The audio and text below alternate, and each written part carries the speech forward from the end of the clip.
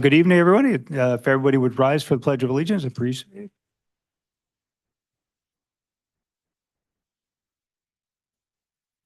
I pledge Allegiance to the flag of the United States of America and to the republic for which it stands, one nation, under God, indivisible, with liberty and justice for all.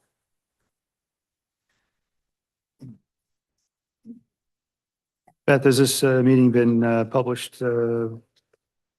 Yes, Barbara? yes, Chairman, it has. Thank you. Can I have a roll call, commissioners? Mr. Davis, Mr. DeWise, Ms. Duffy, Ms. Fisher, Mr. Grillo, Mr. Parikh, Councilwoman Roberts, Mr. Scott, Chairman Zabrowski. Here. We have a quorum. The minutes for our September 12th, 2024 meeting. Any revisions after review by our commissioners? If not, I'll take a motion to accept. Make a motion to accept those minutes. Second. Roll call, Mr. DeWise, Yes. Ms. Duffy, Ms. Fisher, Yes. Mr. Grillo, Yes. Mr. Parikh, Councilwoman Roberts, Yes. Mr. Scott, Yes. Chairman Zabrowski. Yes. Thank you. Attorney report? Thank you, Chairman. Only one item to discuss. At our next meeting, there may be a request involving a old easement on the back property. Like part of the utility authority, county utility authority, pipe in it, and that the Riverton folks need to vacate. So I don't know if you've heard anything about this, but we're trying to figure out the description of the using of the property. It's a really good thing that we don't want to get rid of the easement because there may be a piece of the authority pipe in it, if they do need to vacate the easement.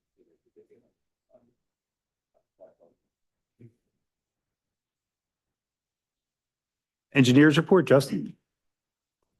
Thank you, Mr. Chairman. Work continues at the Riverton site, and today I brought a photo to show everyone the latest construction that was done this month. Thought that everyone would enjoy seeing it.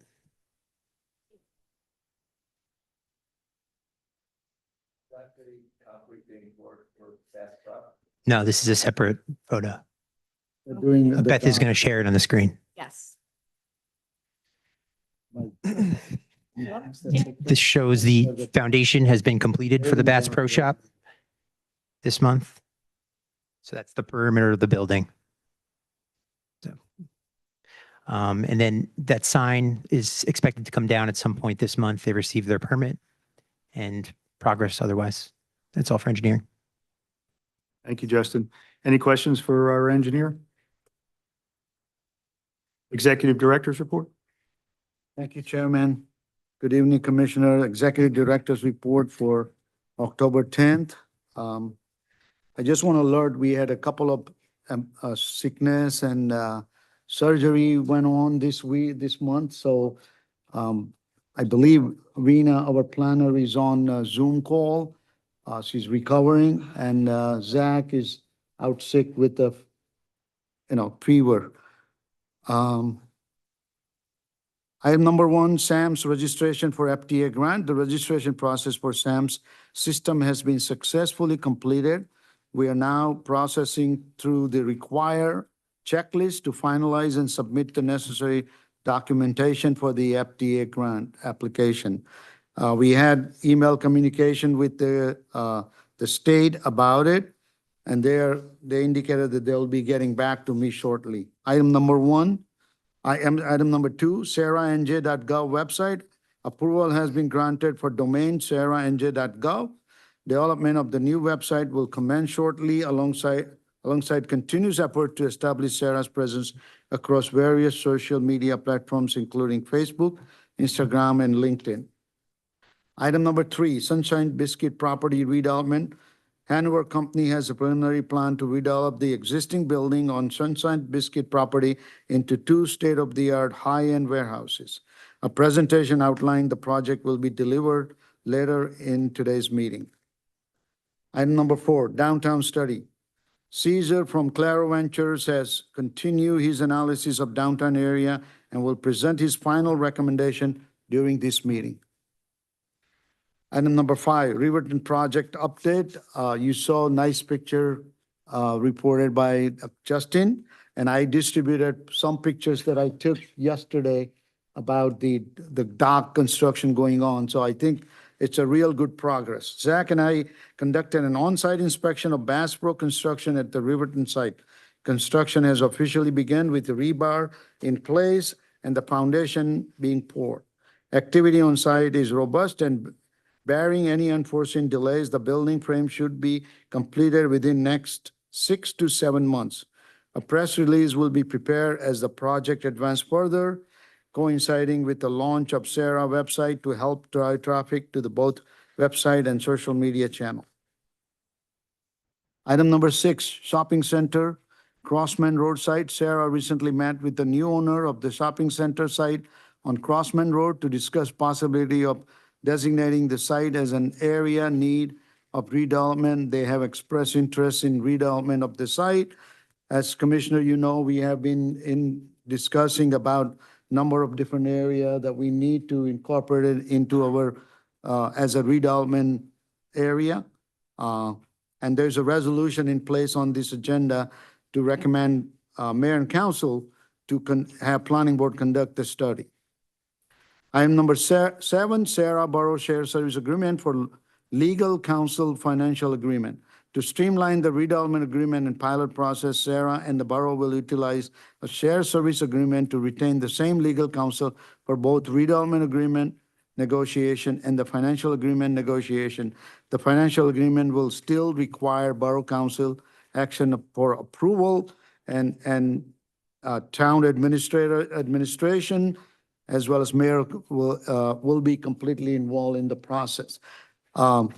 There's a resolution on the agenda to effectuate that change. That concludes my report, Chairman. Thank you, Manchu. Any questions or comments for our executive? Regarding the website, who's going to be to build the website? Well, we are looking into that, work with the borough's website host. Use the same thing. Recently, in conversation with the business administrator, he indicated that they are considering moving to a new provider. So we're gonna try to coincide, you know, once they make change, we'll be using the same vendor to host our website. Who's going to put the whole thing together? Well, Who's gonna design it? it's gonna be combination. We haven't finalized that, but you know, a lot of content will be provided by us or our activity of the meetings and other information. And then we'll see if we need additional marketing support or somebody else to help us, professional support for the website Maintain it on a regular basis. Again, I think the most website that drives the traffic to website and information is the content. And we want to make sure we have rich content for people. The idea is that we want to attract people from outside looking at that and coming in town to maybe, you know, propose their businesses or bring new businesses in town. It's also important for the information to get out to our community as well as what's going on, and to be able to give accurate information so that there aren't any questions as well. Keep all that current. Yep. Instagram and things. You need someone who, you know, this is like their responsibility every day, to look at it. As long as you have, they're gonna be sharing service. The borough on it, and you have someone independent. Well, most likely we'll work with the borough and the shared service agreement, as we have established that as one of the additional things. See how they're, you know, who are they using and everything, and if that works for us, that's what we would like to do. We don't want to go independently our own providers or something like that. And I think many of things that has to work together with the borough. So jointly doing that makes sense. Any other questions or comments for our executive director? Moving on then, authorization for payment of bills, total amount 48,066.39. Operating total is 45,126.39. Escrow total 2,940. Questions or comments in relationship to the authorization of payment of bills? If not, can I get a motion to accept? I'll make a motion. Second. Roll call? Mr. DeWise? Yes. Ms. Duffy? Yes. Ms. Fisher? Yes. Mr. Grillo? Yes. Mr. Parikh? Yes. Councilwoman Roberts? Yes. Mr. Scott? Yes. Chairman Zabrowski? Yes. Thank you. On the agenda now, we have two presentations, the first of which is the final report for the downtown area from Claro Ventures. Caesar?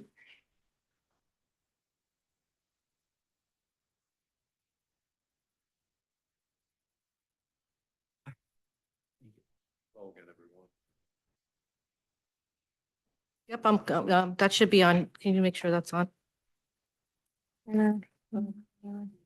So I believe everyone that's here tonight was here last month, but we've added some stuff to the presentation and we'll go through it.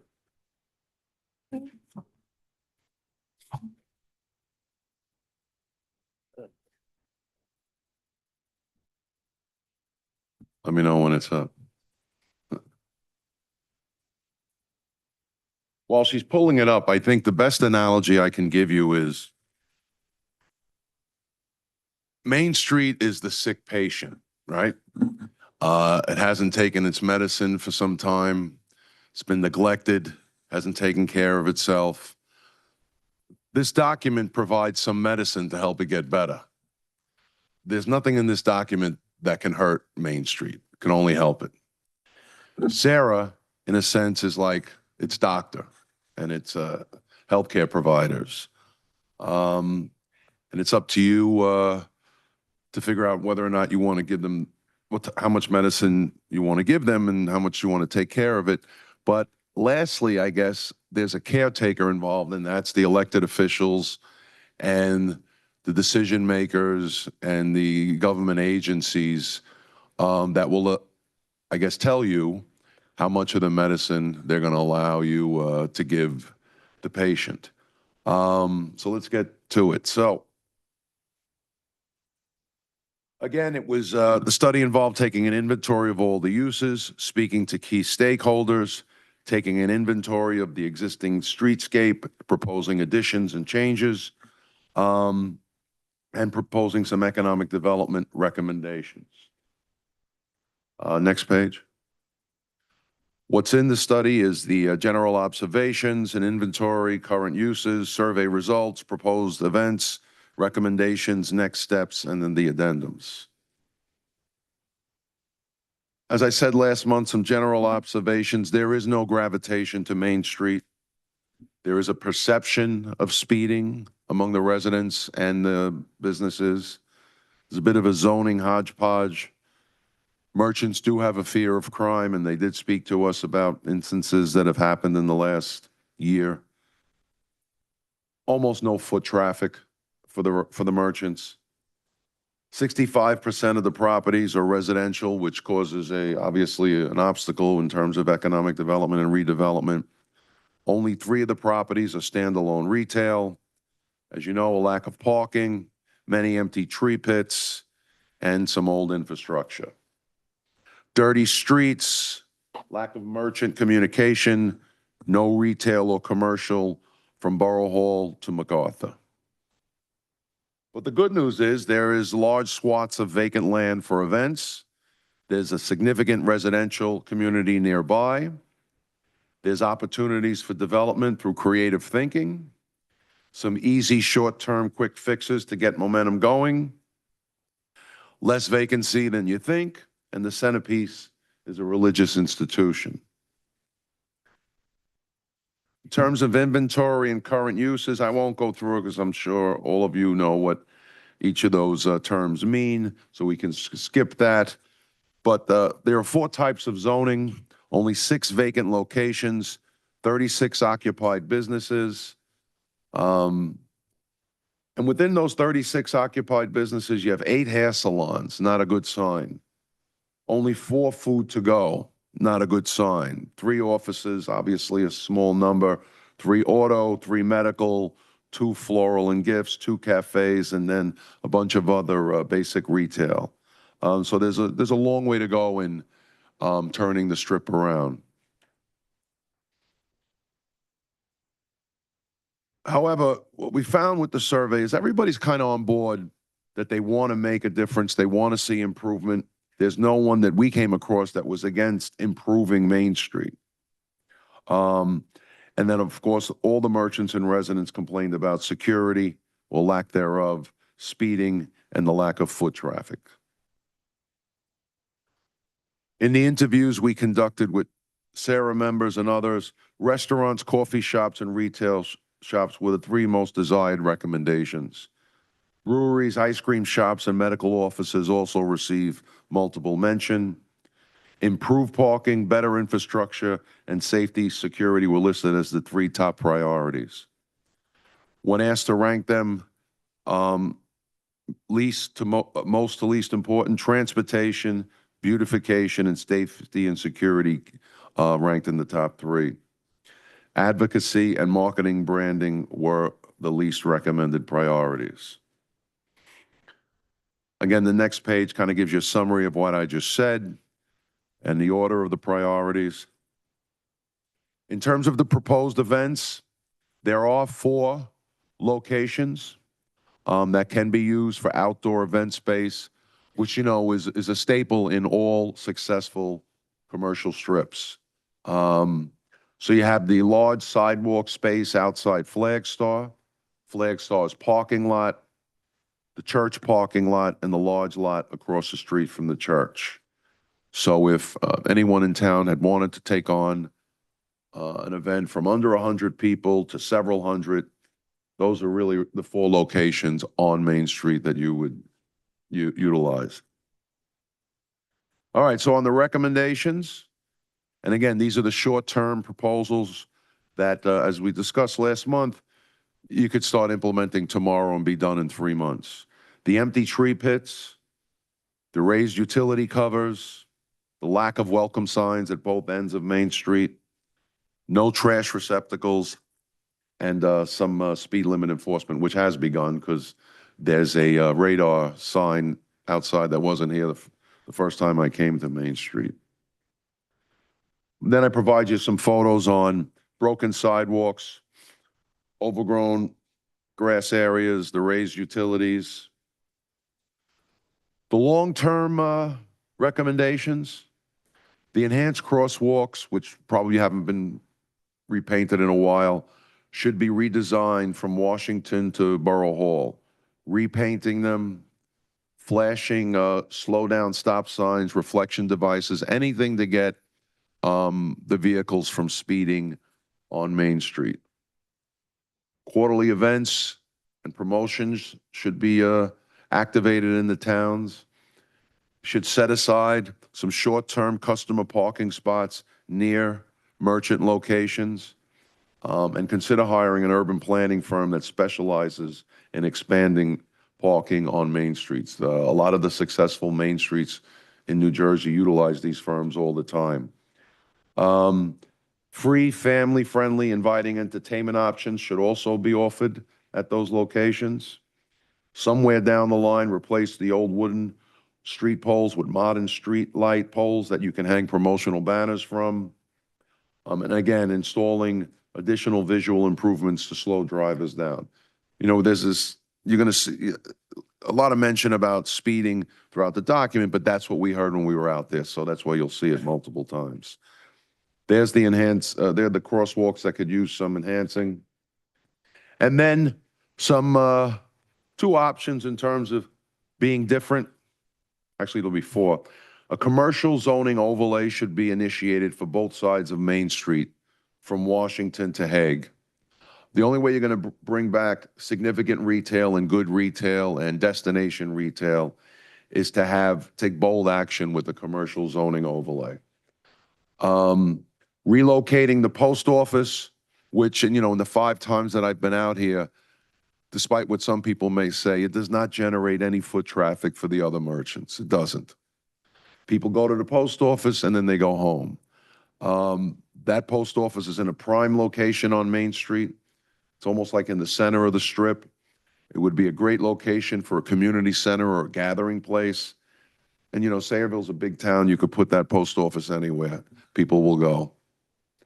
And then just the additional benefit of relocating it is that it'll free up the nearby 30 spots on the lot that's connected to the post office. Again, in terms of being different, do something that most New Jersey downtowns don't do. Offer cash incentives and other benefits to attract targeted businesses. You've heard from the stakeholders and the people in the town what they think Main Street needs. You know, create a fund to specifically target those types of businesses. And then lastly, consider purchasing assemblages of properties and redeveloping them to draw targeted businesses and other developments. Next few pages kind of gives you an idea of what a lot of the towns in both New Jersey and New York are using now for flower pots and benches and trash receptacles and planters. And a lot of the successful towns, the towns that are really doing well, are all into public art right now. And it really is, you want to talk about drawing foot traffic, people come from all over to take Instagram photos with a lot of this art. So keep that in mind. And you'll be surprised how easy it is to get artists to display their work, especially if they're getting free publicity. That's just a map of the open spaces for events. And then finally, just the next steps. I believe Sera should oversee and implement all the short-term improvements. Again, stuff that working with the local agencies you can get done immediately. You should consider creating a downtown visioning committee to implement the long-term improvements and the out-of-the-box, be different concepts.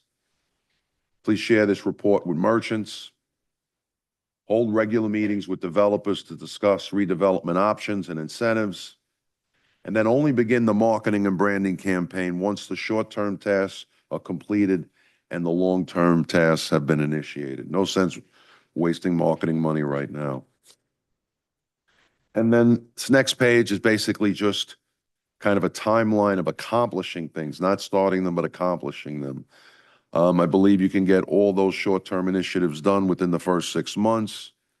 The next long-term phase one tasks like the crosswalks, the improved marketing, and the merchant mixers within a year, and then so on going up to the, you know, I know government can work slow sometimes, so I put the 3-year marker on the post office and purchasing other properties.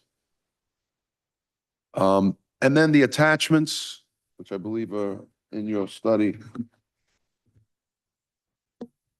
First attachment is all the uses in the block and lots that were surveyed. And then second attachment are the 42 individual recommendations for tree pits, overgrown weeds, benches, trash receptacles, speeding issues, and other things. That's it. Any questions? Open up to commissioners for questions or comments to Caesar. I agree with most of this. It's kind of common sense if you walk down our main street. It's on, and just move closer. The 2-year plan, though, I think this is where my knowledge of some of this is lacking. I need to learn more about the commercial zoning overlay, what that means and how to accomplish something like that. And what kind of incentives have typically been offered to target businesses. I don't know where to even begin with that. So I would need a lot more information on those topics. Well, I guess Vina's not here tonight, right? Is he on the call? Is she? Hold on. This is what Yeah. I'm here on the Zoom. Vina could speak to us better than I can. Right. But I will say that Can you hear me? Yes. Let her go. Yes. Yes. Go Okay. ahead, Vanya. Yeah, so I think this is the first step. After this study has been done, I think a closer look needs to be taken at, what zoning incentives. For example, just to give you an example off the top of my head, many of the downtown rehabilitation or redevelopment projects involve creating like shared parking so that um, because in traditional zoning every use is required to have x amount of parking spaces, right? But if you have two uses that have different peak times, suppose a bagel store next to a restaurant use, or a fine dine restaurant next to a bagel store, which means the bagel store would have morning peak hours, whereas a fine dining restaurant would have evening peak hours, then they could have a shared parking arrangement. So, which means that they need to provide fewer parking, and that way you can encourage businesses to come in. Giving out no parking requirements on outdoor dining spaces could be one of them. So there are various strategies we just need to work out. We also need to look at some redevelopment sites within the study area where we could do mixed use so that there is more residential added to this corridor so that they feed on to the commercial and there's more business out of it. So I think this is a first step. After this, we would come up with some policy decisions and then start writing ordinances to enable. But I think an overlay that is more liberal, even in terms of some other towns that I've worked in, most of our ordinances are based on the North American industrial standards, which are which are hyper specific.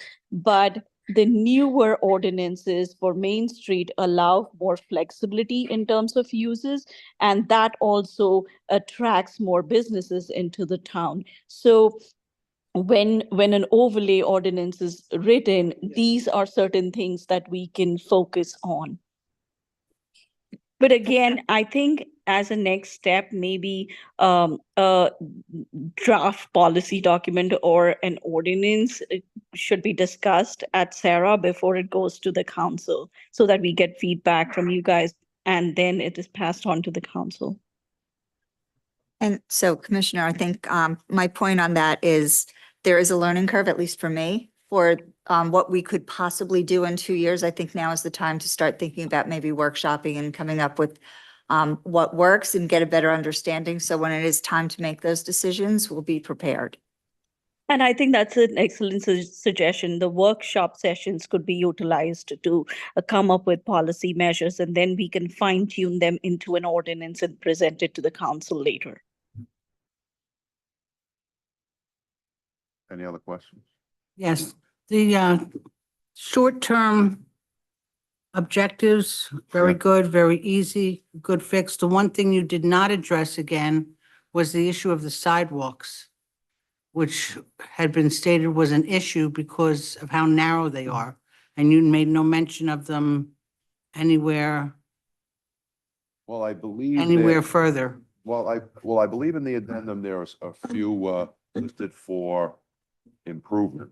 But I think we did talk about not doing a significant sidewalk improvement at this time until, it makes no sense in improving the sidewalk or fixing the sidewalk or changing the sidewalk until all these other things are taken care of. We're not necessarily just fixing it, we're talking about the width.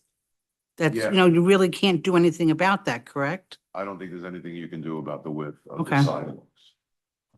The widths can be reviewed when there are newer redevelopment projects, but on the existing ones, I don't think much can be done. And as far as your speed limit enforcement, speed bumps, right? I was No? told that's an issue because it's a state road. Count. It's a county road. County road. Speed bumps are always a issue for debate for the mayor and council to make a decision on. everyone has kind of a personal reason. And I think the clearer thing is the vision of having the speed limit actually reduced to 25. And I know that David's had some conversation, which he could probably share with everyone related to that. And also, with the short term, even the short term objectives that you have here, who's responsible for all that? Financially and making the plans and, getting contracts for, is that the borough council would handle that? Yeah, you have to understand that we're at the very infancy of discussion on the downtown. Mayor and council ultimately have the purse strings as to any recommendations that we would make in relationship to downtown. The thought here is that if we put together a cogent plan and one also that has timelines in it, that hopefully all or part of that can be adopted and funding can be sought for that, whether it's something that we may already have in relationship to funding that's available or to grants or what have you. But to have answers tonight to what Caesar's providing, we wouldn't have that because Caesar is actually kind of giving us somewhat of a blueprint or a footprint to start investigating further where and how we want to make those recommendations moving forward. Now, Sera may have some opportunities to have resources to begin certain projects, particularly some of the beautification, but by and large, it's going to be recommendations to mayor and council. Ken, before you do, I know David wanted to add something for the speed limit issue. Yes, in accordance with the chairman's request, I contacted county. Discuss. Okay, thank you. In accordance with the chairman's request, I contacted the county to determine whether or not they'd be receptive to lowering the speed limit. They indicated to us that it would require us to go through and have a speed study and an engineer's report justifying why. And I think the estimated cost for going through and doing that is between $6,000 and $10,000 because of the work that's associated with it. But both the county engineer and myself feel positive. I can't say it's absolute, but we think that it's a real likelihood that from MacArthur to Washington, we should be able to lower the speed limit. Like, I'm sorry, just in relation to that, would Sera be able to finance that study? Absolutely. If agreed upon? It's consistent with your portfolio of doing those things necessary to improve redevelopment areas. You might have to make it. You might, Chairman, it's within the statutory. It's hard to tell. Okay. It's within the statutory purview and your portfolio as a redevelopment agency in town. It would probably have to be within a redevelopment area for Sera to do it directly. But Sera also has the ability to make grants or contributions back to the borough as we did this year with $100,000. So there's a couple of ways to do it. Ken? Yes, oh.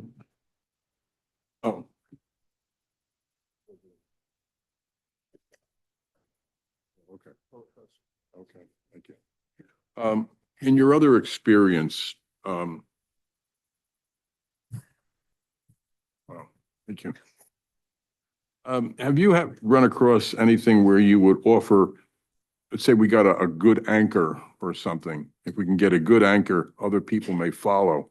Have you looked into on your other places, incentives for like a large facility? Well, I mean, in New York. Yeah. There are a lot of those deals that are Mhm. all the time. Mhm. Incentive, tax incentives. Yeah. Cash grants, capital grants. Mhm. So there's a precedent. In New Jersey, I haven't worked on it. And I can add to that.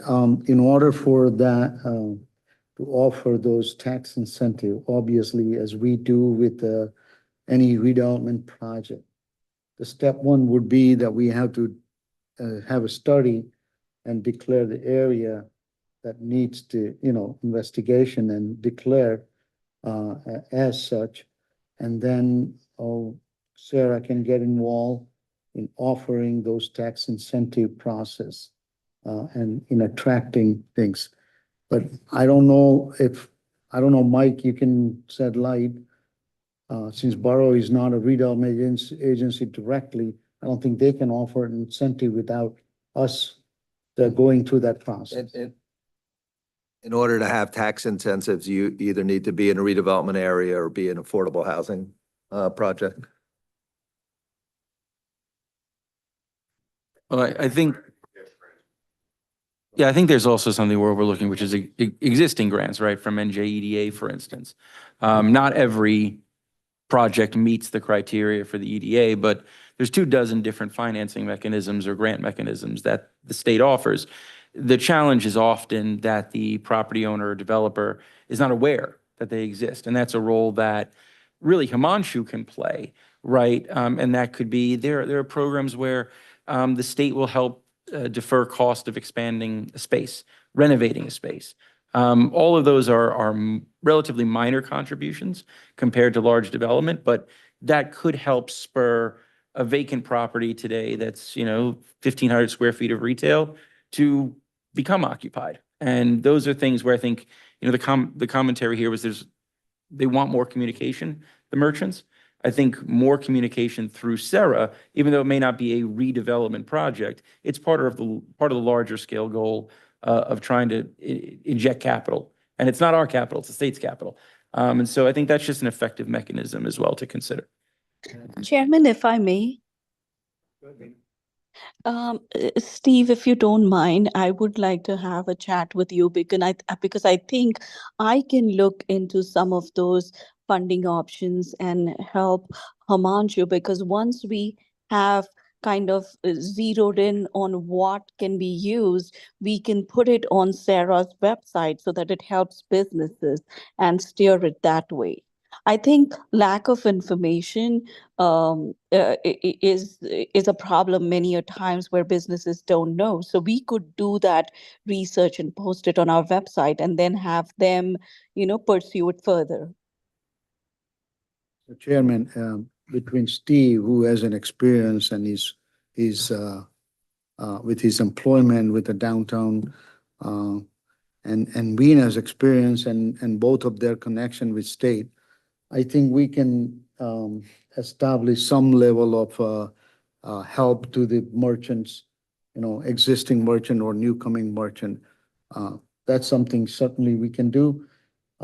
I think, Mike, we can do that even without having. That you absolutely can do. And there are also grants, I believe, Highland Park and Metuchen have utilized grants for sidewalk beautification projects, as have many other towns throughout the state. So those funds are available. That would be the borough, most likely the applicant on that. Right, but it's very competitive. So we have to do, so there are certain steps that Borough and Sarah will take in order to establish that downtown. Steve, you know about that, right? Yeah. And yeah, so I think to answer some of the questions that raised, I think there are some things we already been talking about, thinking about, what can we do to improve? When, there's a lack of direct transportation connection to our downtown. But there are other ways we can improve the condition and make the downtown really, busy downtown for the town. But just so we're clear, the recommendation that I have in my study is for a cash grant program specifically for this town. All those programs that Steve mentioned and others mentioned, they should be looked at. But keep in mind, they're offered throughout the state. Every downtown has access to that. My recommendation under the title of Be Different is for Sayreville to be different, to have its own cash grant fund as an additional incentive that separates you from these other downtowns. So a micro grant program for A beautification. micro grant program, or, just a cash grant because every business, the need is different. Some will need it for capital, some will need a micro grant, so forth, but I think that makes sense. I mean, I defer to Mr. Baker on the legality of how Sarah or the town could handle it, but just setting aside a certain amount of money every year for capital improvements, facade improvements, et cetera. It's very common throughout the state, but it's managed at the local level and doesn't require state grant funding. And, we can work our way through that. As the chairman said, we're in the infancy of this project, but I think micro grants are a very appropriate and exciting way to go about trying to improve some of the appearance of these buildings. And again, particularly for destination retail, because, I mean, sometimes we got to be honest with each other and say, why would a business come here when there's so many other options just in this area, in this part of New Jersey, to open up a retail shop? But so you've got to separate yourself from the pack by doing something different. So. Any other questions or comments for Caesar?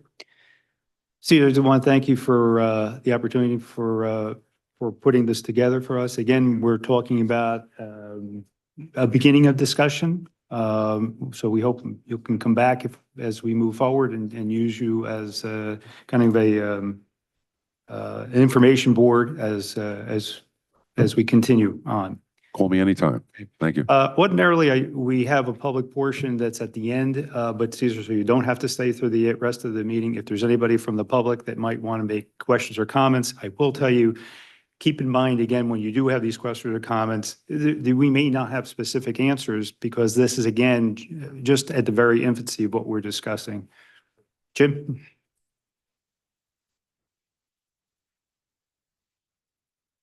Thank you, Mr. Chairman, Jim Robinson, Parlin. I have a question.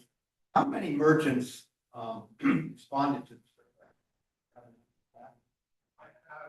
have seven merchants. Okay, all right. Didn't know, I thought it was a little interesting that crime was noted. Of course, as merchants, all the merchants had a fear of crime. I would ask the council members what they think about that. They're gonna, every single respondent said crime was the number one problem. But to the report itself, I thought it was interesting. There was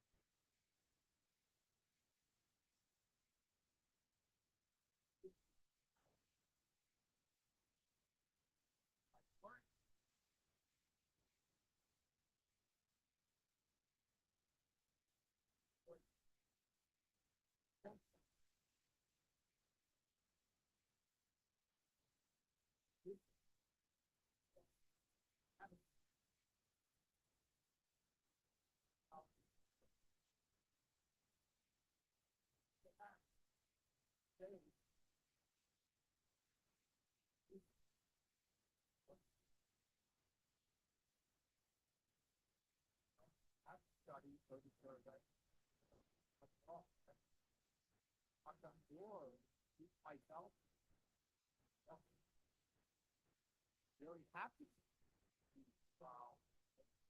And the theater is still there.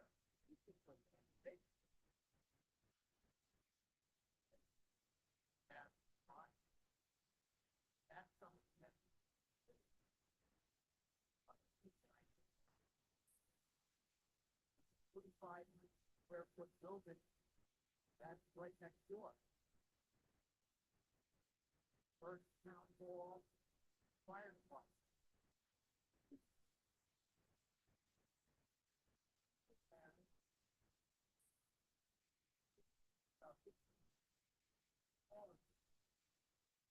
But it's supposed gallery, it's supposed meeting, it's supposed that building, in fact, lent itself wonderfully to be a brewery or beyond Bomber Cafe or something.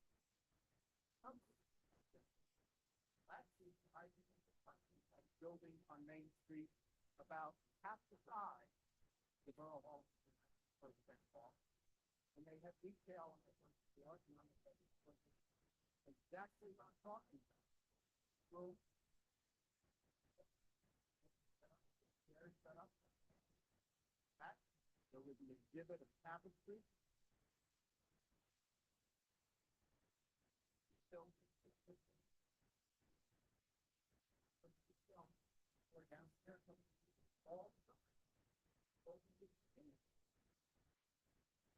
Right next door. Do the survey and just drill out.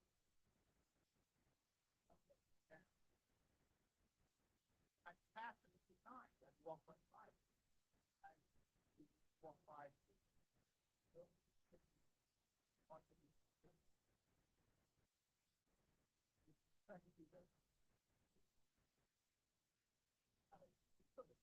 I think it's a matter that's not important. Problem.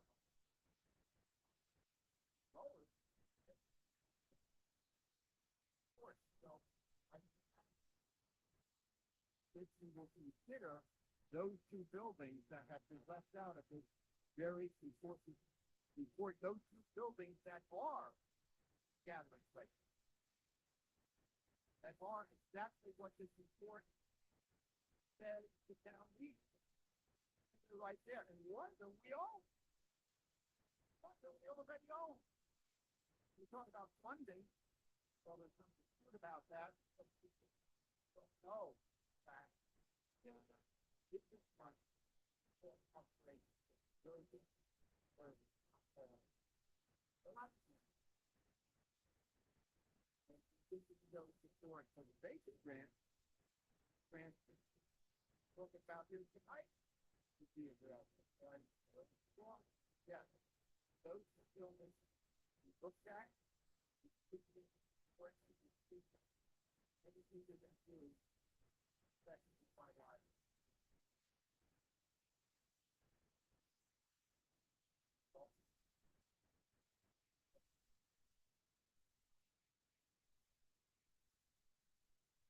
Anybody else from the public? Come on above.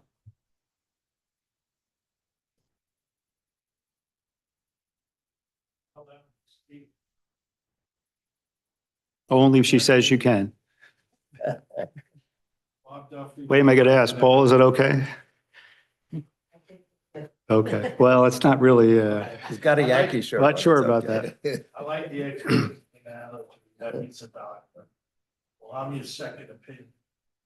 Patient died. Okay. If you look at his presentation with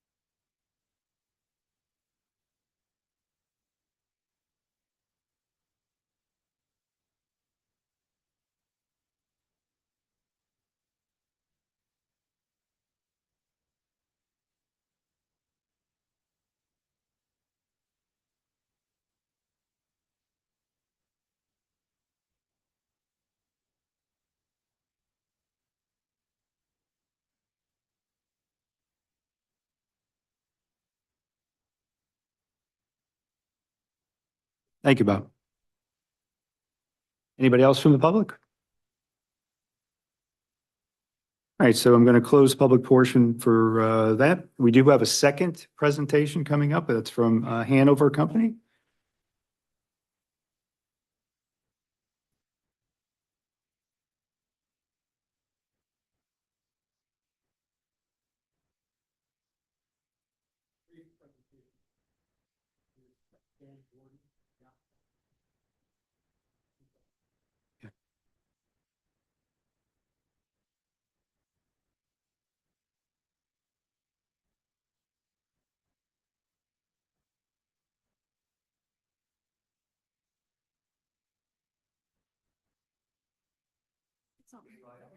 Hi, is that better? Okay, wonderful. Hi, Dan Gordon with Hanover Company, here to talk about 4,000 Bordentown. We have a couple of boards that we're going to put up, and I'll keep it short, and then happy to answer some questions if there are any about what we're thinking about.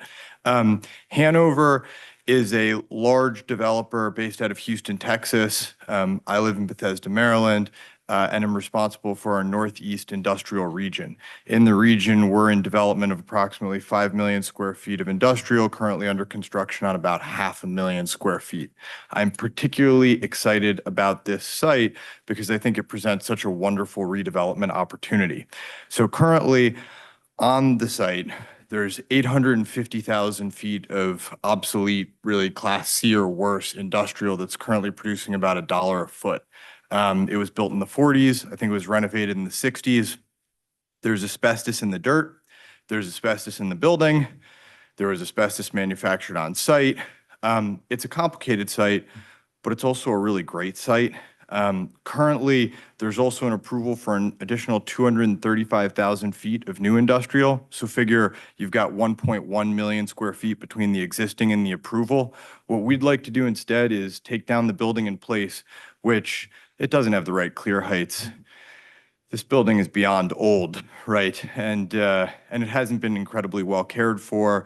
You know, time, different users, different expansions. If you look at it, it's not a consistent height from the outside. So we'd like to put up 2 new Class A buildings. It'll produce a lot more in the way of rent and therefore, of course, in taxes and benefits to the municipality.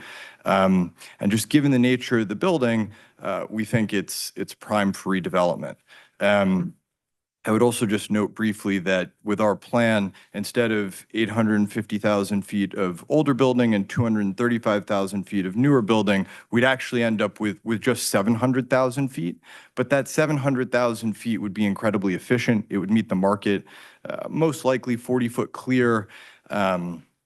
So let me stop there. I'm happy to answer questions both about Hanover or the project.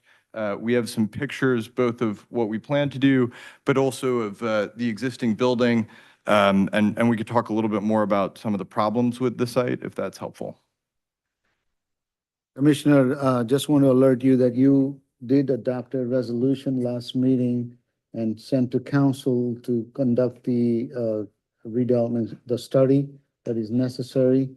So once the study, if the planning board does approve and the council does approve, at that point, we can undertake, further with the Hanover Company, including designating as a conditional redevelopers. At this point, the idea was to give you an idea of what they're proposing and existing building condition, so. I have a question, Mr. Chairman. Do you mind? So could you just go over the numbers again? So what is total under roof today? Is that the 1.1 million? Under roof today is about 850 to 870,000 square feet. I've seen different numbers. I don't honestly know exactly, but it's in that neighborhood. And then 235,000 feet, my understanding is fully approved on the empty portion of the site. Okay, and then what is the actual used square footage by tenants today of that 800 and change? I think it's largely occupied at exceptionally low rents that I haven't actually seen before. So it's close to free space. So it's not entirely surprising that there are things in it, but I mean, it's low volume use. There's very limited truck access, loading, unloading, et cetera. Have you had any discussions internally about retaining those tenants or at least attempting to retain them? Obviously, your square footage ask is going to be higher than evidently near zero, is what you're telling me. But, certainly we just want to make sure that the tenant, that there at least is vitality in that space. So you don't have to give me a yes or no whether you're going to do it or not, but at least I think you guys should have some conversations about the feasibility of retaining at least some percentage, if possible, of those tenants. Sure, it's a mixture of uses. And look, the goal isn't really to displace tenants or anything like that. I mean, we want to work with the current ownership, the tenants in place, the community, the redevelopment agency. Realistically speaking, I mean, there's like an auto body shop in there. There's a group that is the majority of the warehouse that, again, is storing goods basically for free. So I think the goal would be to have productive conversations with the tenants, and anybody who wants to stay and is looking for Class A warehouse space, we'd love to talk to. So definitely open to it. Sure. Thank you. Donna, do you have a question? I just wanted to be clear, this is the very beginning of this process and what you're proposing. So this is just an introductory presentation. You're introducing your plan and idea to us. And then we will take the additional steps. So plans like this can take years to get through. Is that true? Yeah, keep in mind that the planning board has just received our resolution and their planner is going to do a plan. So it is, you're right, this is just the beginning. And this is a very informal discussion so that developer can give us an idea of what they're proposing. Right. And we do have to go through planning and through council and all. So I just want to thank you for giving us the introduction to what your vision is today so that we can start working together. Thank you for having us. I have a question. Good, Paul. Your vision. I have no idea what it is. You're talking about the building. Yeah, but what is going in the building? I know Steve said something, but what's going in there? I could be wrong. I thought at the previous meeting they mentioned warehouses. Weren't warehouses mentioned? It's 2 warehouses. So it's going to be warehousing. No, it's going to be warehouses. As he explained, it's a Class A warehousing. What's class, I'm sorry, what's class A? Well, hit the button. It's on. Sorry, what is class A? Warehouses. So there's been an evolution in warehouse space, particularly in the United States, and particularly post-pandemic. Warehouses are getting taller, right? So more space in which to rack goods. They're getting deeper. They're becoming generally more efficient, if you will. And so if you were to look at older warehouses, there might be varying roof heights. They might only be, let's say, 24 feet tall from the floor to the maximum height at which you could stack goods. They might not be as deep. They might not have as many truck docks. But the rate of e-commerce growth in the United States remains quite material. And most think there's additional room for that to run. So Class A warehouse is taller. It's a little bit deeper. There are more truck docks. There's better lighting. The list goes on. And so, yes, I think when you build warehouses like this, your first thought these days is distribution tenants, but you can meet F&B potentially, e-commerce. There's a broad range of potential tenant types. So you don't really have an idea of who would go in there. How many docks will there be? Roughly 100. I don't think we're anywhere near that. There's not even zoning in. Well, if you already have the size of the building, okay, he said he knows the size of the building, correct? Yep. And it's a Class A, so you know how high and deep. So you should have an idea now then of how many trucks or docks you're going to be putting in each building. So Lindsay was helpful, right? So it is roughly 700,000 feet, and she said it was about 100.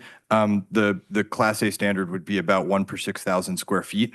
These are 360-foot deep buildings, but yes, again, this is a very early stage conversation about the project, but I think to make a Class A development functional, you're trying to hit something in that 1 per 6,000 neighborhood. And also, the other thing is, which I mentioned previously, when this was brought up at the last minute, is the traffic. The increase of truck traffic, which, I've mentioned previously on many occasions for many different projects that are going on. And you say a low volume, what's low volume? 10 trucks, 5 Yep. trucks, I 20 think we have to trucks? be careful that we're not going to get, because we're starting to skate into a formal application where the developer would come in, have formal presentations, we'd swear everybody in, there'd be engineers, architects, and what have you. We're not there yet. I think the developer came in really for the idea of kind of introducing himself or themselves to the concept of what they're looking to do there. I don't think at this stage of the game, even when it comes to bays and what have you, that may not be developed yet, but that will have to be answered as we move forward, and there are formal plans and actually a formal presentation. So not to cut you off, but I know you wouldn't be prepared for that this evening, and I really wouldn't expect you to be. The other thing, Chairman, is that we got to remember what he said earlier. He's already approved for 1.1 million. So it's not like this reduced building will add more traffic than what is currently approved. So if nothing else, if it doesn't reduce the traffic, it shouldn't increase the traffic. I think what I definitely do feel comfortable saying today is it's not like we're going from a site with nothing approved and nothing on it and just adding 700,000 feet of warehouse. There's an 850,000 foot warehouse there and another 235,000 feet approved. I am not prepared tonight. That's very much correct to get into detail on traffic counts and numbers, but definitely look forward to having that conversation in the future and completely understand, right? I mean, when we talk about building a warehouse, there's going to be traffic. There needs to be a discussion about traffic. There needs to be a partnership between the developer and the municipality. Yes, I think more so here to introduce us as a company. Also, just to make everybody familiar with the interior condition of the building. It's very much so obsolete, and hopefully we can all arrive at a place where it feels like common ground that redevelopment of the site makes sense.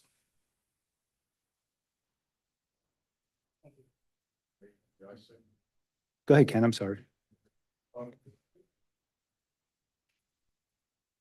Talked before about e-commerce. I'm into jobs. I look for jobs. Could you explain what e-commerce would be and what kind of jobs would be offered there? Yeah, so most of your standard warehousing and distribution functions, right? So goods are going to be, so a building like this could become light manufacturing, it could become e-commerce, it could be F&B. If it were e-commerce specifically, what you would expect is goods racked, probably all the way to the top of the clear height, and the jobs would be driving jobs, delivery jobs, people working fulfillment within the warehouse, people storing goods within the warehouse, driving forklifts, redistributing goods internally. But then you also have office jobs within the warehouse, right? So planners, buyers, et cetera. One of the wonderful things about spec development is you are trying to figure out how to meet a large swath of potential tenants. But yeah, I mean, e-commerce is obviously a large part of what's driving the heady demand for industrial space. You use the term F&B or F&P? Sorry, food and beverage. So I was going to pretend I knew what it was. But no. I mean, that can be anything from somebody distributing water to, I mean, goods to restaurants, to goods to supermarkets. The list goes on. Want to thank you for being here this evening and giving us this opportunity to see what you envision. There won't be any public portion this evening. You will be back at a later date, and it will be a formal application. There will be a public portion after that application for any questions or comments. Council, anything? Okay. Appreciate it. Thank you. One last question. I'm sorry, one last, There is a public portion that's coming up at the end of the meeting, and you can make whatever questions or comments you have. You can forward it to the mayor and council. It would be, but unfortunately, this is not a formal, this is only an informal presentation. They're not prepared to answer any questions this evening. Will not let me speak on this matter while they are here. Is that what you're saying? Well, if they decide to stay till public and there's a question, that's possible, but at this stage of the game, we're not opening up their presentation now. and I just wanted to ask a question. Is it possible to get some of the pictures that you brought in today on the boards? Okay, thank you. I appreciate it. Thank you.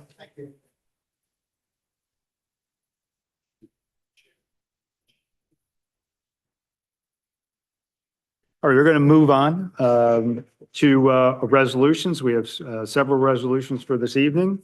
The first on our agenda is 2024-1032, a resolution of the Sera requesting the Borough Council refer the Planning Board various properties within the borough for the study as areas in need of redevelopment. You recall, this is B and C that was removed from the last resolution we did. I don't know if either Mike or Himanshu want to give a little detail to that. These are the properties discussed last time. I don't know if Macho, This is- Fina. If you recall, originally we had a three property listed on the last month resolution.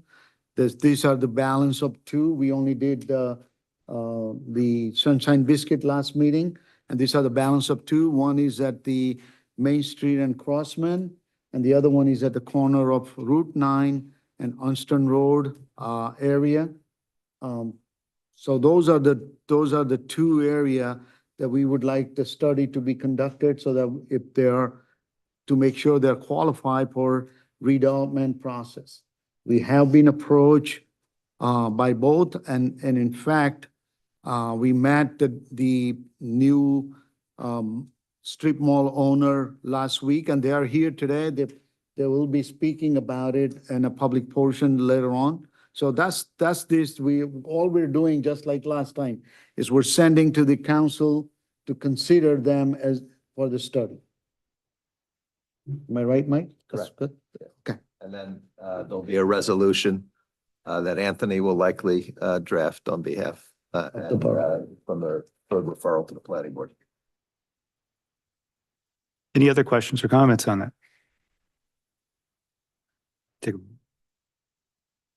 If not, roll call. We need a motion. I'm sorry, I'll make a motion. No, just for 24-1032. Which, are we doing all of them or? Just- No, just 1032. I'll make a motion. I'd like to do all. Can I get a second? I'll second. Roll call. Mr. DeWise? Yes. Ms. Duffy? Yes. Ms. Fisher? Yes. Mr. Grillo? Yes. Mr. Parikh? Yes. Councilwoman Roberts? Yes. Mr. Scott? Yes. Chairman Zabrowski? Yes. Thank you. Right now, we have Resolution 2024-1033, resolution for shared services with the Borough of Saraville for redevelopment and pilot programs. Mike, you're probably most appropriate to explain that. Thank you. Over the course of the last year, I've been asked by the borough and by our executive director, chairman, to assist the borough in processing of the pilot applications and financial agreements. And so this resolution formalizes that, allows the agency to share in some of the administrative fees that are being paid under those, splitting the fees 50-50 with the borough. It's not huge. Sometimes it's $20,000 a year. We might get 10, but it'll help defray the cost of the agency. But the decisions on the finances of a pilot and the voting on the finances of the pilot solely stays with the mayor and council. We're just providing an administrative function and getting some reimbursement for the expenses on it. So I reported this in my administrative report that we would like to do this. We have been reviewing this, and there are other reasons. And I'm used to an agency where it was kind of a joint efforts and everything is handled by redevelopment. Here, we are set up a little bit differently, where there's a separation of duty, and it's necessary. But I think that when it comes to this financial agreement, critical pilot financial agreement, it's important that a consistency is in place. Because if we decide, we negotiate, we're involved in that initial phase, we know deeply what the financial agreement, we don't want to have now turn over the new attorney, new legal counsel now starts basically fresh. Generally, they would do the study, but it would be, continue by our attorney and then hand it to the council, and then they make a final decision. Now, what I said earlier, if you recall, that in this process, the borough administrator is deeply involved with us. We've been working together, and he'll be involved. So this is not just us finalizing or deciding, or that's none of those things is happening here. All we're doing is saying that we don't want to miss something that we had agreed in a financial, that eventually becomes part of the financial agreement that ultimately the developers is responsible. And so, And what also makes this work well is the borough and Sera have the same financial consultant. So it'll stay consistent. Any questions? That'll ask for a motion. Make a motion to approve. Second, Roll call. Mr. Dewise? Yes. Ms. Duffy? Yes. Ms. Fisher? Yes. Mr. Grillo? Yes. Mr. Parikh? Yes. Councilwoman Roberts? Mr. Scott? Chairman Zabrowski? Yes. Thank you. We have resolution 10-34, resolution of the Saraville Economic and Redevelopment Agency amending the bylaws of the Saraville Economic and Redevelopment Agency to establish new article, was that 15? So, Chairman and Commissioner, one of the things that we notice, if you notice in your budget documents, there is a requirement, whether do we have a policy about reimbursing commissioner employee. For example, we ask the commissioner and employees to take classes, and we reimburse them. Generally, that's mostly maybe a mileage reimbursement necessary. And when I looked at it, there was no policy established. So I'm asking Commissioner, you might put together the policy document based on other agency, and we'd like you to adopt it so we're in compliance with the state requirement. Yeah, that's it. Now, if I could add to that, next month, there'll be a procurement policy that will ask you to adopt in order to meet the requirements of the federal transportation grant. So it'll fit on half a page, but we have to do it. Questions or comments? yes, will you provide the policy after we adopt this? Or is this the policy in itself? Yeah, the policy should be part of your, Oh, okay. it should be I'm part of sorry. it. Yeah. I'm sorry, I looked at the wrong exhibit. Yeah. Okay, Yeah. Good. No other questions or comments? Going to take a motion? I'll make a motion to approve this. second, Roll call. Mr. Dewise? Yeah. Ms. Duffy? Yes. Ms. Fisher? Yes. Mr. Grillo? Yes. Mr. Parikh? Yes. Councilwoman Roberts? yes, Mr. Scott? Yes. Chairman Zabrowski? Yes. Thank you. Finally, 2024-1035, resolution approving assignment of redevelopment agreement from Insight Development Partners LLC to 1970 New Jersey Route 35 Urban Renewal LLC, and clarifying and confirming certain provisions of Section 7 of the redevelopment agreement. And Mike, I'm sure you have an explanation. I'll be happy to explain that. This is something that the agency gets frequently. When a developer first comes in before the agency, they're XYZ LLC or XYZ Inc. As they move further along the process, and if they're going to request or receive a pilot, the state requires them to be called an urban renewal entity, LLC. What that means is they're sort of a limited profit corporation. They're only allowed to make a certain amount of profit, and any excess profit gets shared back with the borough. So this is probably, I think, probably fourth or fifth one I've done since we've been here, where the original entity converts itself and changes its name into a Urban Renewal LLC.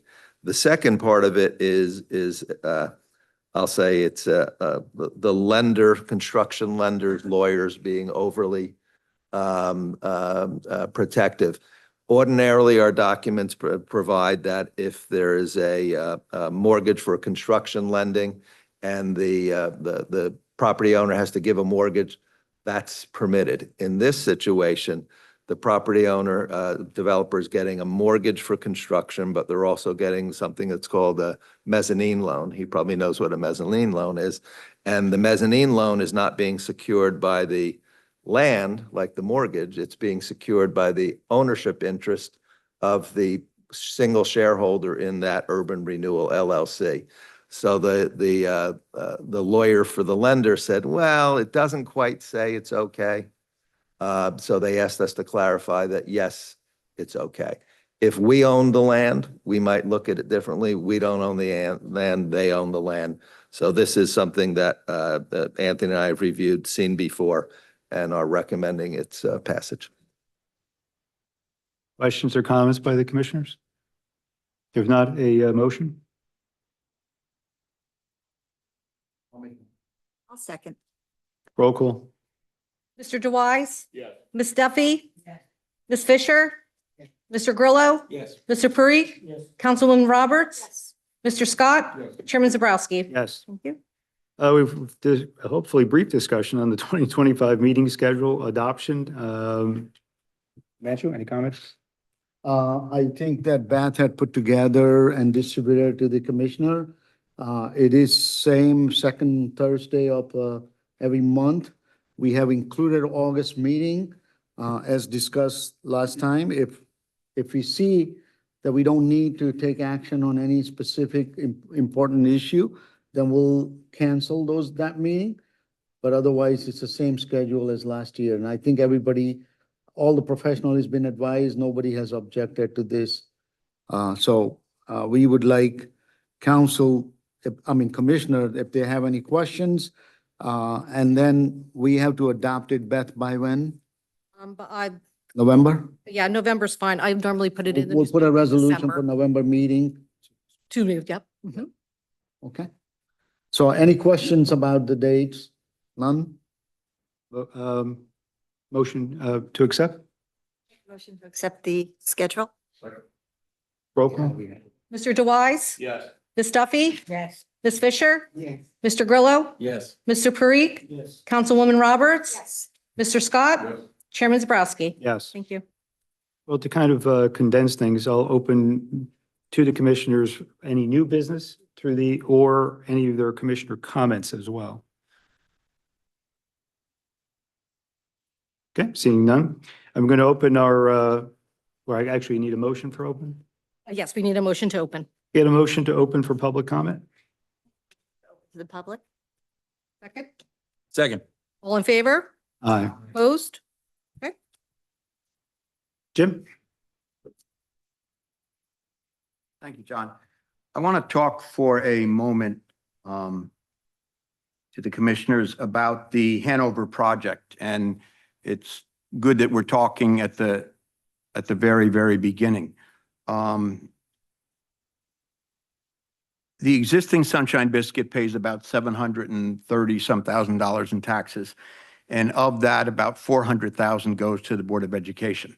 That's on the existing building. It's not I don't know if tonight we were talking about 800,000 or 1.1 million, and that really isn't relevant to what I have to say, except that if they get a pilot, which they expect, that is 400 and some thousand at least, minus the land, of course, that the Board of Education will be losing in revenue.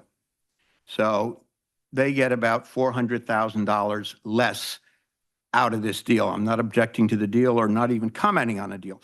What I am suggesting is this, that there is a way to make this a win-win-win and maybe even a win-win-win-win situation for everybody, and it is this. We know that we are involved in a very costly, we're over $100,000 in legal fees, where the Board of Education is suing the borough of Saraville over a bus depot. The mayor doesn't want to get involved in that to make this suit go away, because apparently the superintendent wouldn't do a favor for a friend of his that wanted to use the building. But anyway, my thinking is this: if they are going to do what they are planning on doing, either the 800,000 square feet or the 1.1 million on that property, which now, I don't know if you've been down there, but every inch of that outside is occupied by tractor trailers. So there's a lot of parking space there. If they were to be able to accommodate a bus depot there, and Dr. Labby tells me he needs about 6,000 square feet. So if we're talking about an 800,000 square foot building, that's about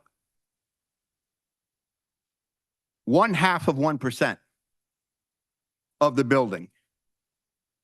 6,000 square feet would be about 0.5% of an 800,000 square foot building. If we're talking about 1.1 million square feet, obviously it's a smaller percentage. That would make a problem for the town, an expensive problem for the town, go away. Now, you might say, why on earth would they do this? Well, a pilot is basically a favor to a developer. They're going to come in and they're going to ask for some tax breaks, because they'll get a tax break. The Board of Education will get at least $400,000 less. Maybe as part of the negotiations, you can negotiate that they will make space available, about 6,000 square feet inside, and enough room for the buses that they have outside. Now, I don't know if I know a little bit about warehouses, and I don't know if this actually fits into their model. I mean, nothing is as easy as I've just explained it. I understand that. But you've got a big site there. If you're talking about 1.1 million square feet, you're talking about a very big building. You got a lot of property there. There is some way, and I'm sure not just as easily as I have just described it, but I am sure there is some way to accommodate the Board of Education that helps to make up for the fact that they will be losing almost $500,000 a year on top of the million that they're losing because of Trammell Crow. And I think if we were able to do this, especially now that we're at the beginning stages, that they are just talking about designing, that they have no firm plans, I think it is very possible for this to be done. And I would ask if in your discussions with them, you raise this possibility, and in your negotiations with them, because you know that you're allowed to negotiate, not allowed, you're encouraged to negotiate terms of a pilot. And I think this serves a public purpose. It makes a very costly suit go away, and it helps to some extent offset the fact that the Board of Education will be losing $400,000 at least if they get a pilot. Two other questions, and I would ask you to very seriously consider that. Two other things I'd like to mention. Mrs. Duffy brought up something, I couldn't hear everything, but about the website and things like that. It would be a lot easier if, when you posted the agenda, you posted some exhibits. The Borough Council does that. I mean, I wanted to see a copy of the Main Street redevelopment report. I sent a couple emails to Himanshu and didn't get a response. Maybe he was away or off or something. Finally, I had Oprah. I don't like to have to Oprah. And when I Oprah a lot. So it would be just easier if that stuff, especially if folks are going to look at these things, maybe they want to decide if they want to come to the meeting. If the agenda is there, there are exhibits that are informative, they ought to be there as well. And the last thing, I'm not going to speak to the Grillo matter, but the last thing is the JCP&L. Is that something that Sera is considering making an area in need of redevelopment. The former JCP&L, it's being dismantled now on River Road. That is wonderful waterfront property, very valuable property. New company, I think is it Trident? I think nobody knows. I think Trident now owns it, a Puerto Rican company. In fact, they were up for a tax sale. And as so often happens, they paid their bill. And I think they owed $300,000 or something. They were very much in arrears. Is that something that the board has considered? Is anybody looking at that? Do we think that is valuable property that is in need of, certainly it's in need of redevelopment. It certainly meets the statutory criteria. And it's waterfront property. Is it that something anybody's considering? Mr. Robinson, I can tell you, Can you we've use, been looking to, I am in my mic is on. I know, can you move a little closer? Sure. Thank you. So we are evaluating basically entire town. As you can see, we have already selected 3 areas. There's going to be additional. Certainly JCP&L, that site, that area is in our consideration for future when, but there are other areas in town that we also considering. It will be coming forth, but yes. I know there's some other areas. That's why I'm suggesting this one. Because, This one is already in the consideration. yeah, okay, very good. I appreciate that. Thank you all. Have a great night. Thank you. Gentlemen?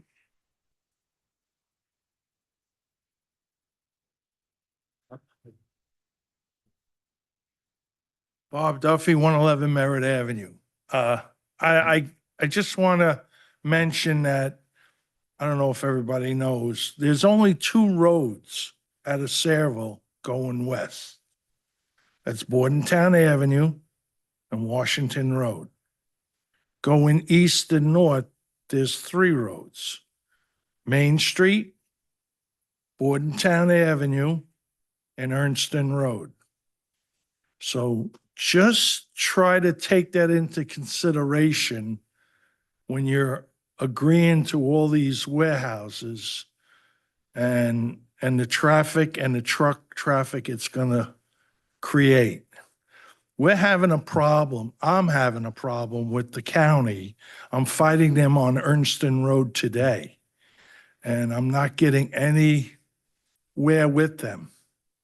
And I asked the traffic surveyor in Saraville to back me, and he's not answering my calls.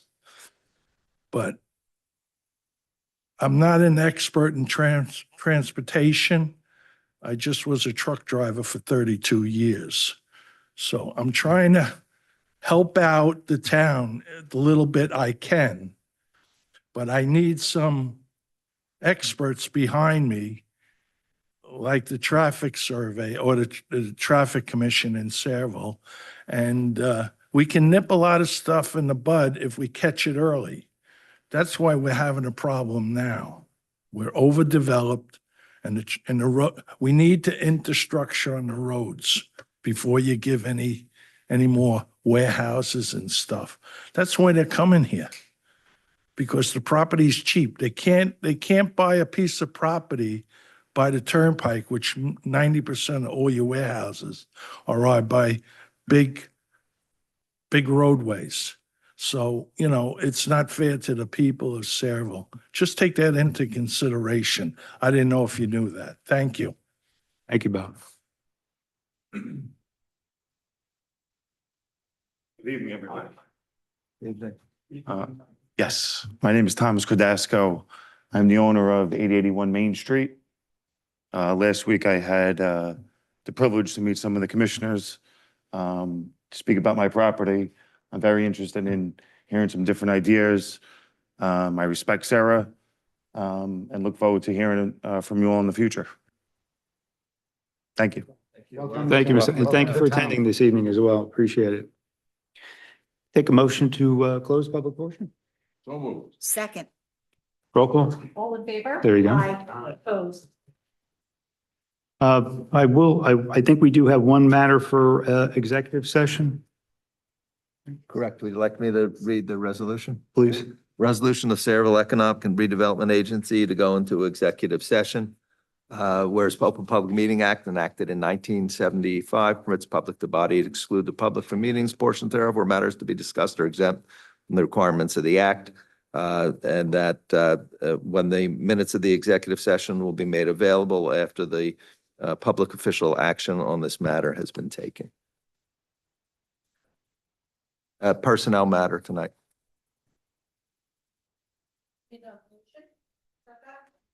Make a motion to go into close. Second? Roll call, Mr. Device, Yes. Ms. Duffy. Yes. Ms. Fisher. Yes. Mr. Earl. Yes. Mr. Curry. Yes. Councilwoman Robert. Yes. Mr. Scott. Yes. Chairman Frosty. Yes. Thank you.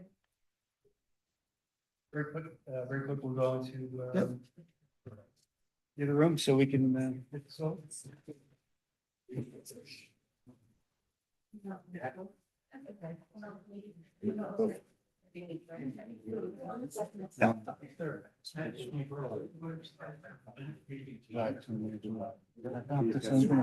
Yeah, he's gonna use this form to go on and on. Correct. I agree. We gotta get that.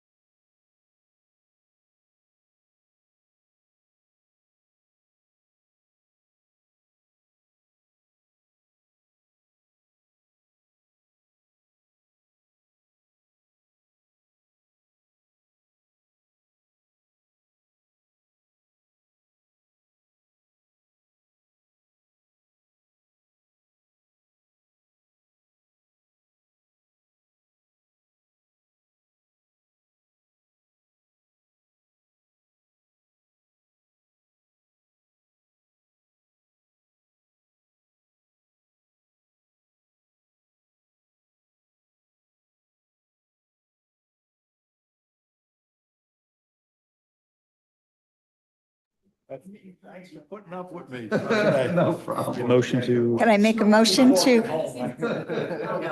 We're returning back into regular session. can I get a motion to return back to regular session? So moved. second? All in favor? Aye. Can I get a motion for adjournment? Motion, second? All in favor? Aye. Thank you, everybody. Have a good night.